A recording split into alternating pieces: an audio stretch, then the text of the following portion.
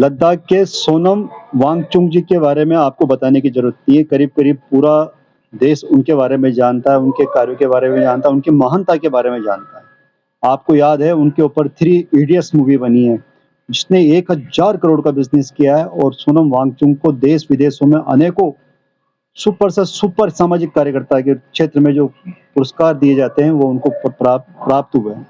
अब सोनम वांगचुक जी से क्या गलती होगी कि उन्होंने लद्दाख क्षेत्र की स्वायत्तता की बात कही। अलग कंट्री की बात नहीं करी थी उन्होंने बात मांग करी थी कि हमारे लद्दाख का क्षेत्र तिब्बत से लगा हुआ है, जो चाइना बॉर्डर से लगा हुआ है और बहुत सेंसिटिव एरिया आता है, इसको एक अलग स्टेट की बना दिया जाए। लेकिन केंद्र में बैठे हुए निरंकुश लोगों ने उनकी बात मानने की जगह उनके ऊपर एनएसए लगा करके अंदर डाल दिया। और एनएसए भी कौन सा कि इनका संबंध पाकिस्तान के आतंकवादियों से है, फंडिंग करते हैं, बांग्लादेश के आतंकवादियों से फंडिंग करते हैं। कितनी मूर्खतापूर्ण कार्रवाई की गई है। उनको अंदर डालना ये कोई बड़ी उपलब्धि नहीं है। ये सोनम वांगचुक जी के लिए भी कोई बड़ा सदमा नहीं है, क्योंकि वो तो क्रांतिकारी है, वो सोशल एक्टिविटीज करते हैं और वो उनको पता है कि ये सरकार, निरंकुश सरकार, मुझे मेरे साथ कुछ भी कर सकती है। सबसे बड़ी गलती क्या करी उन्होंने?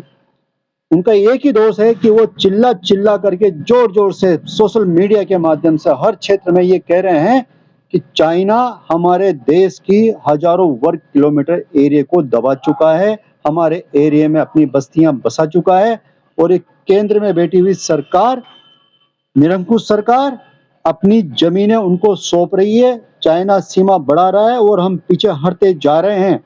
हमारे सैनिक लड़ रहे हैं, बोल रहे हैं, विरोध कर रहे हैं, लेकिन ये केंद्र में बैठी गूंगी बेरी सरकार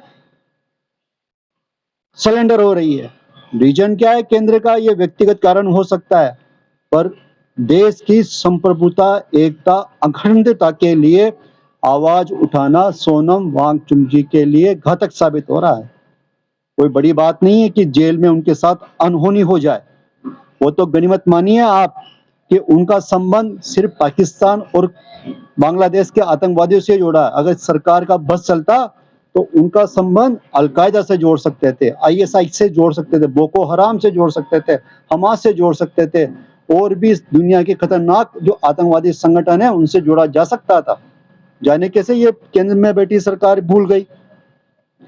जब नाश मनुष्य का चाहता है, पहले विवेक मर जाता है। कोई बड़ी बात नहीं है कि वो आगजनी हुई लद्दाख में, उसमें भी इन्हीं लोगों का हाथ हो।